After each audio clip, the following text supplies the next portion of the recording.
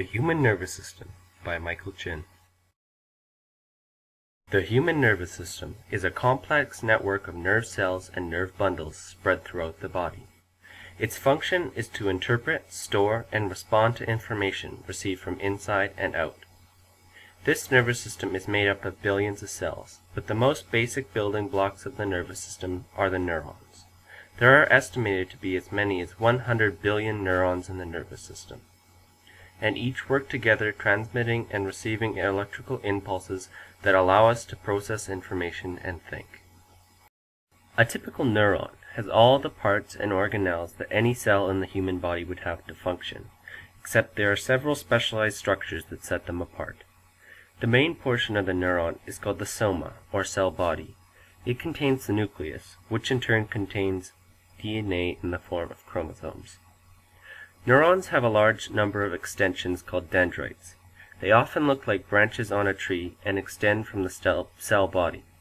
It is primarily these surfaces of the dendrites that receive chemical messages from other neurons or from the environment.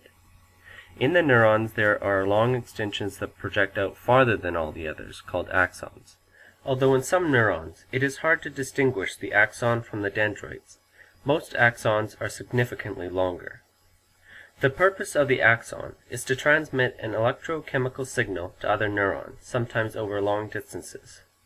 For example, some neurons that run from your spinal cord to your toes can be as long as 3 feet.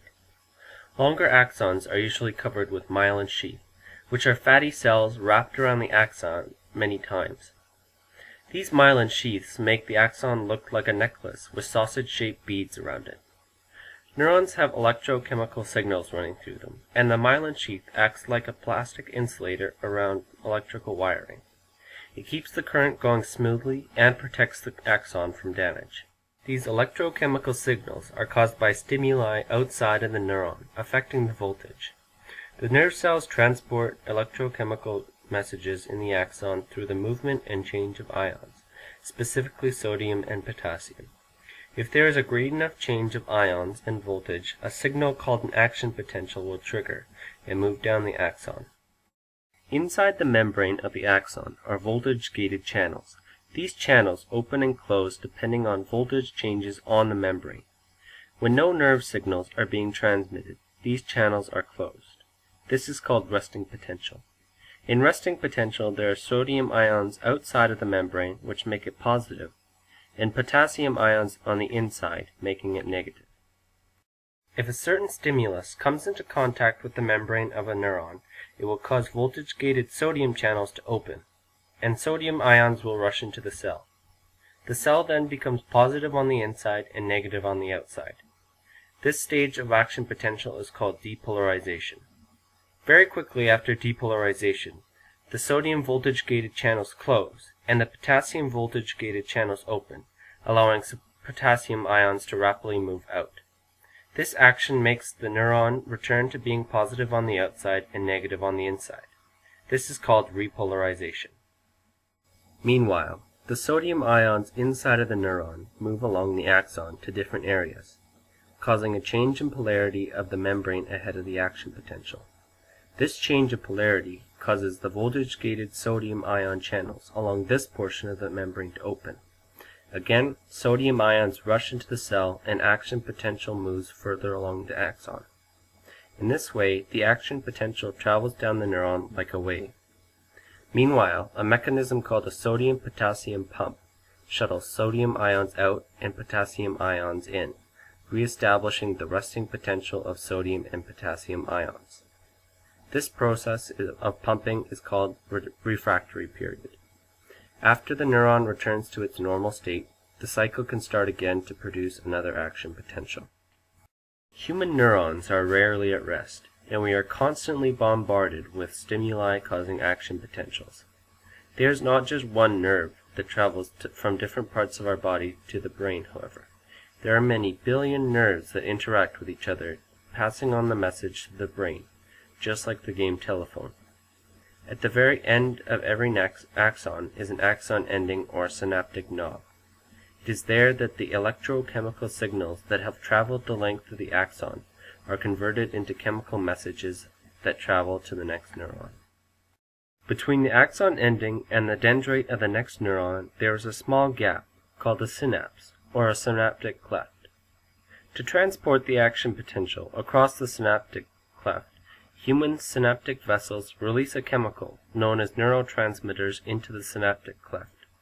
These neurotransmitters exocytose out of the presynaptic membrane and move to the postsynaptic membrane receptors of the next neuron. The binding of the neurotransmitters to the receivers in the postsynaptic membrane can either increase the chance of an action potential or decrease the chance of an action potential. A neuron usually transmits several nerve impulses one after another.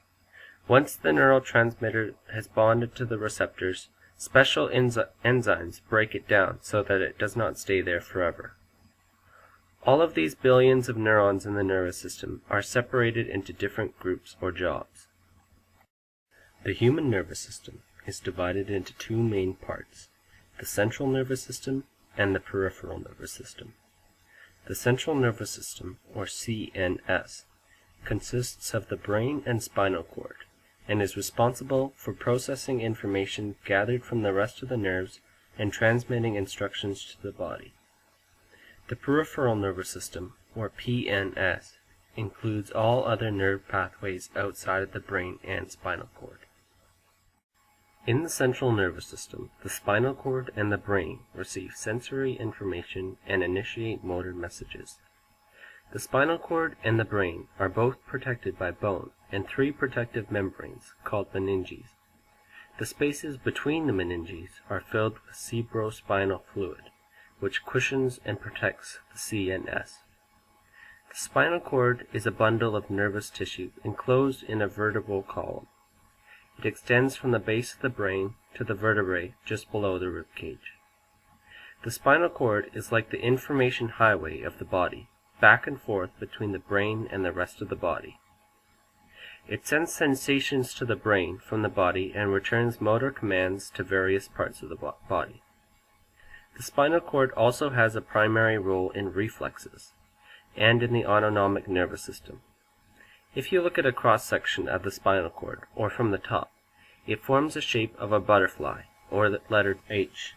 The butterfly-shaped region is made up of gray matter formed by nerve cells. Surrounding the gray matter is white matter, made up of myelin sheath neural tracts.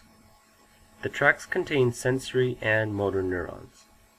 All sensory tracts that travel to the brain are called afferent pathways, and all motor tracts traveling from the brain are called efferent pathways. In addition to transmitting information to the brain and sending commands to the body, the spinal cord is also responsible for most reflexes.